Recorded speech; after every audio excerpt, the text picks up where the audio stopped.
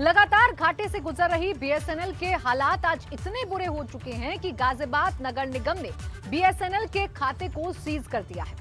BSNL पर आरोप है कि उसने नगर निगम का 1.5 करोड़ का टैक्स नहीं चुकाया, जिसके बदले नगर निगम ने कार्रवाई का ऐसा डंडा चलाया कि आज बीएसएनएल सवालों के घेरे में है।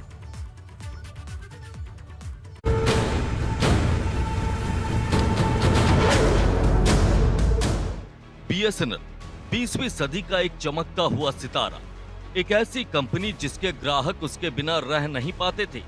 बाजार पर उसके एकाधिकार और लोकप्रियता का आलम यह था कि जब प्राइवेट कंपनियां अपना सिम 20 से 25 रुपए में बेचती थी, तब बीएसएनएल का सिम 2000 रुपए में ब्लैक में मिलता था। उस वक्त बीएसएनएल का सिम किसी स्टेटस सिंबल से कम नहीं था, लेकिन लगातार घाटे से गुजर रही बीएसएनएल के हालात आज इतने बुरे हो चुके हैं कि गाजियाबाद नगर निगम ने बीएसएनएल के खाते को ही सीज कर दिया है। बीएसएनएल पर आरोप है कि उसने नगर निगम का 1 करोड़ 52 लाख का टैक्स नहीं चुकाया, जिसके बदले नगर निगम ने बीएसएनएल के पंजाब नेशनल बैंक के खाते पर ही रोक लगा दी।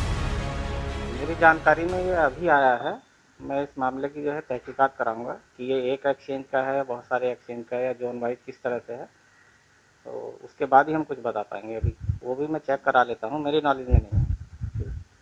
हम अपनी टीम को जो है हम फाइलों में दिखवा लेते हैं कि क्या हुआ है पहले। आपको बता दें कि बीएसएनएल के चारों जोन में ऑफिस हैं और जो 1.5 करोड़ बकाया है वो इन चारों जोन पर है, जिसको लेकर नगर निगम ने बीएसएनएल को नोटिस भी दिया था।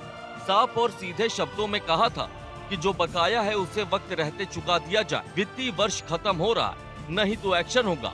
लेकिन आदत से मजबूर बीएसएनएल ने इस पर कोई ध्यान नहीं दिया और आखिरकार नगर निगम ने बीएसएनएल के खाते को ही सीज कर दिया। लेकिन हैरानी की बात तो यह है कि भले ही गाजियाबाद नगर निगम ने बीएसएनएल का खाता सीज कर दिया हो, लेकिन बीएसएनएल को इस बारे में जानकारी ही नहीं है, क्योंकि जब एबीपी गंगा ने गाजियाबाद बीएसएनएल के महाप्रबंधक सुखदेव सिंह से बात की तो उन्होंने बताया कि नगर निगम की तरफ से किसी कार्रवाई के बारे में उन्हें कोई जानकारी ही नहीं है और वो इसके बारे में पता कर रहे हैं। बीएसएनएल विभाग के ऊपर चारों जोनों में उनके ऑफिसेज हैं, जिनके ऊपर हमारा 1 करोड़ 52 लाख रुपया संपत्ति कर का बकाया है। बहुत दिनों से बकाया जमा नहीं हुआ था, तो इसमें उनके अकाउंट सीज की कार्रवाई की गई है और सभी से हमारे जो बकाया है नगर निगम का उससे वसूलने की कार्रवाई की जा रही है। हाँ, पहले भी नोटिस जारी हुई थी इसमें कि ताकि वो जमा कर दें।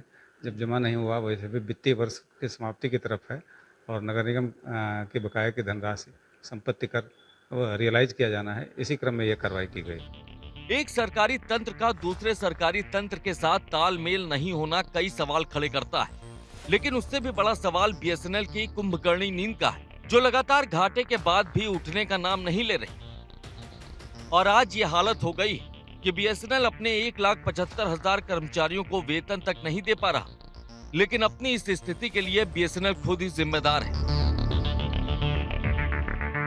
खराब सर्विस जो और खराब होती गई। बीएसएनएल ने 2000 से लैंडलाइन कनेक्शन तेजी से बढ़ाए, लेकिन बढ़ते कनेक्शन के साथ सर्विस खराब होती चली गई। आए दिन केबल फॉल्ट और महीनों तक कनेक्शन ठीक नहीं होने की शिकायतें आम हो गई। तंग आकर लोग अपना कनेक्शन बंद कराने लगे, लेकिन बीएसएनएल का कनेक्शन बंद कराना भी आसान नहीं था, इसीलिए लोगों ने बिल देना ही छोड़ दिया। बीएसएनएल की तानाशाही। जब mobile connection life time free थे, तब बीएसएनएल ने लैंडलाइन कनेक्शन का न्यूनतम चार्ज 125 रुपए महीना रखा।